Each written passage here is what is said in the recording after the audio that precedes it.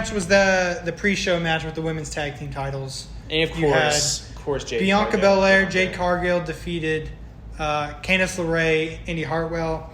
Who, I'm glad they're putting them already up there with the tag title matchups. I really. Are you talking about Candice LeRae? Yeah. I think they deserve a good push. I was really getting behind, especially Candice LeRae on Raw with her heel stuff. If they spent so long trying to get this heel turn, it might as well be for something. If they're just going to do a heel turn, they should. If that didn't mean nothing, it would just be 1 week. But this one lasted for a long time. It was at least a month. So you knew they were going to do something with that. Mm-hmm. But of course, Jade Cargill, which I think was probably the best decision. You wouldn't make them win the title and then lose it right away. And also, it was the pre-show. I don't think they would lose it in the pre-show. Yeah. They did pull off. I don't know if you saw their finishing sick move. I saw that. Which some people weren't happy about because it does kind of look dangerous. Because it's like a German suplex kind of. Also a drop kick or something. It looks pretty crazy. It looks like it hurts. It looks sick though. But it was enough to pick up the W. Yep. That brings us to the main show, which was opened by the Women's World Heavyweight Championship. Which was one of my favorite matches of the night. Yeah. Liv Morgan, Becky Lynch, going at it.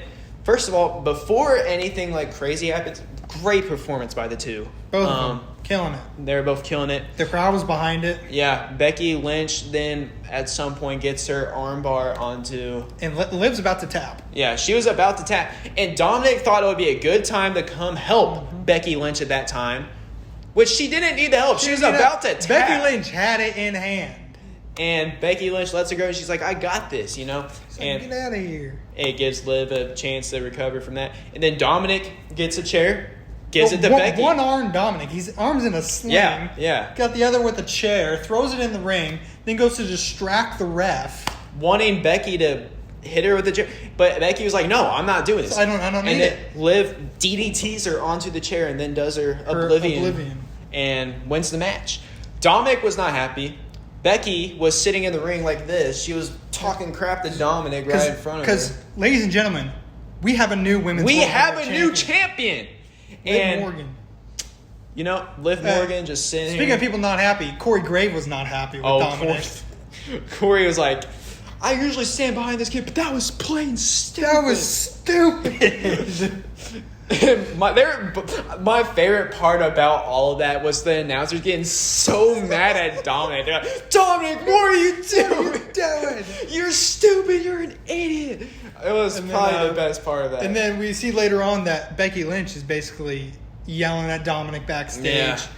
And then it's announced that this Raw will be the rematch with Liv Morgan and Becky Lynch. Which, I'm going to be honest with you, I want to see more, because this is definitely set up for a Dominic and Liv type thing. It's a storyline, definitely. It's definitely set up for a Dominic. Rhea Ripley's going to come back, and she's coming back with a vengeance. Yeah, I could see Dominic getting to Liv. Because with Dominic and Rhea Ripley, they used to hate each other as well with Rey Mysterio. When he was with Rey Mysterio? Yeah.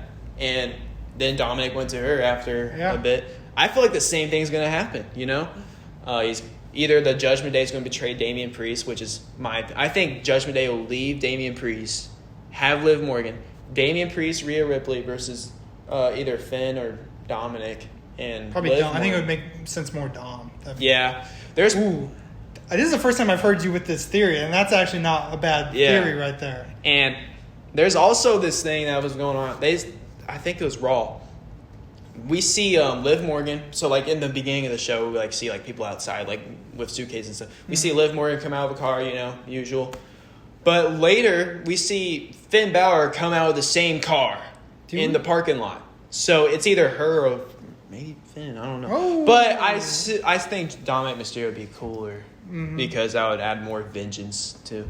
But I think we're definitely going to see some things heat up this next episode. We're seeing more breakdown. I like how the Judgment Day breaks down. Oh, they're like, no, we got this. We got to stay together. We're good. A few more weeks, back down. Oh, we got it. Guys, I forgive you. We're good. We stay together. Damian Priest, I'm sorry I was being so whatever. But dude, this rivalry is going to be sick. Killing it. Yep. But that brings us to the next match, which was the Intercontinental title, triple threat. Yeah. Which may have been match of the night, possibly. That was my match of the night. It was a pretty fun match. Chad Gable, Sami Zayn, Bronson Reed. Big Bronson Reed. Now, I want to say this. Bronson Reed this was probably my favorite performance from him. He was killing it. He was doing amazing during this match. He was killing it. I had a feeling Chad Gable or Sami Zayn was going to be the winners of the match, however. But things got a little crazy when they went to the outside of the ring. Yep. We have Otis. First of all, Otis helps out with Bronson Reed. He just lays him out. Yeah. But then Sammy's turn. When it comes down to Sammy. Bronson Reed, Otis didn't care about. Otis kept... He was like, I don't want to do this. You know how Otis's face is. you know how that is. But then Chad Gable just slaps the fire out of him. Slaps him in the face. And that sets Otis off. Otis is like, fine, I'm going to do this. Chad picks Sammy up. Picks him up. Yep, Chad has him picked up. Chad's right behind him. Otis getting that charge up. He gets a few steps back. And starts running and tries to... and he hits Chad Gable. Yeah, so Sammy ducks out of the way and Chad takes the big clothesline. Yeah, it wasn't on purpose. Otis's face after that was pretty funny. Because he knows he messed up. Yeah, and so Sammy picks up the win from that because Chad Gable's out in the ring and Bronson Reed's in the ring. Mm-hmm. Sammy goes in and wins the match. Yeah, great ending. Sammy retains the Intercontinental title once again. Yeah. What's the next match? The women's Queen of the Ring. Lyra Valkyria. Finals, Lyra Valkyria and Nia Jax. Yeah.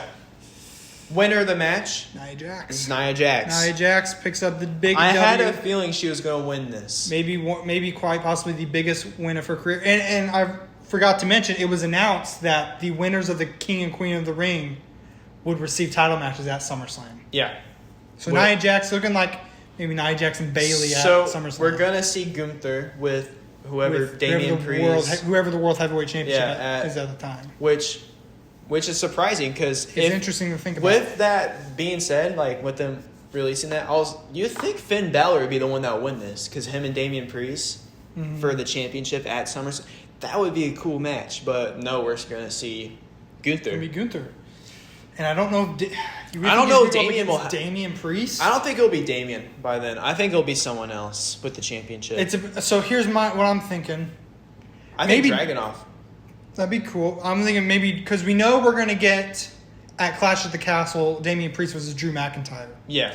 And if Drew McIntyre wins that, then we potentially could have him and Gunther at SummerSlam. Which... would be cool. Because I don't know what the timeline is exactly with CM Punk and when he's going to be back. If he'll be back in time for SummerSlam. I think CM... I know he's looking good. I know he's healed up. Maybe CM Punk might cost the title for Drew for that match at SummerSlam. Cost him it again? Maybe. It's possible.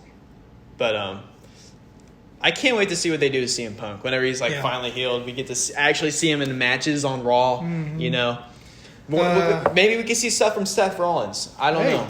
But I think Seth Rollins will return at the Royal Rumble, to be honest with you. You think he'll wait about a year or so? Yeah. Royal Rumble, maybe. Yeah. But...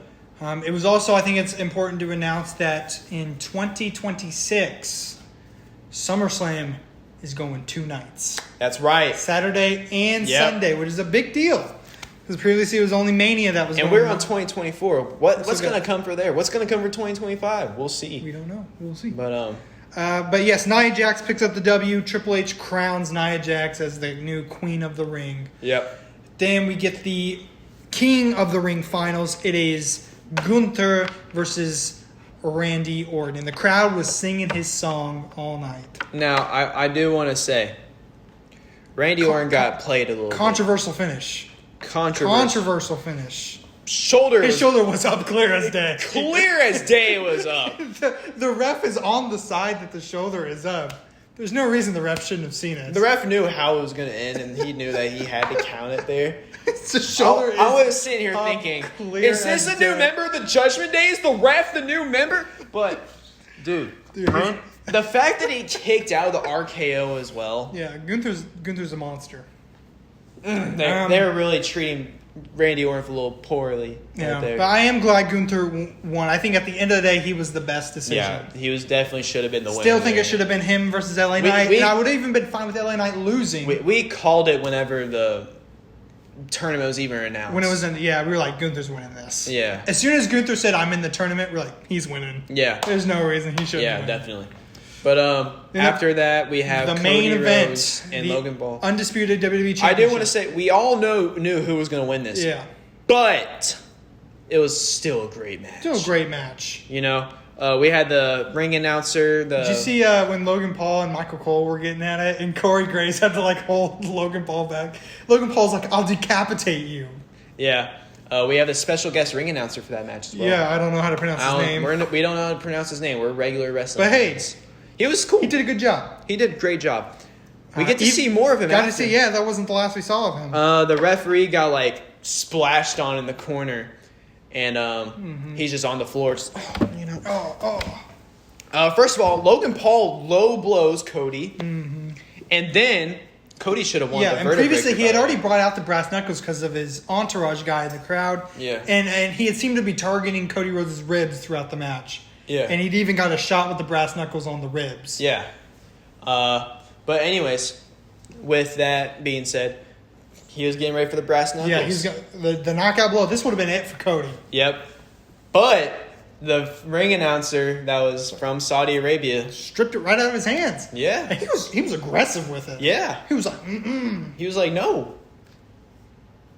As soon as that happened, Cody won the match. Cody hits the three. What do they call it in 2K? It's like super finisher or something. The super finisher. Where he basically just hits the crossroads 3 times and picks up the W. Again, I can't tell you how many times in 2K I've hit a super finisher. Logan Paul always putting on a great performance. But yes, Cody Rhodes is still our WWE champion. Yeah. So good show. Yes, that wraps it up for King and Queen of the Ring. I think it was a successful show. Very enjoyable.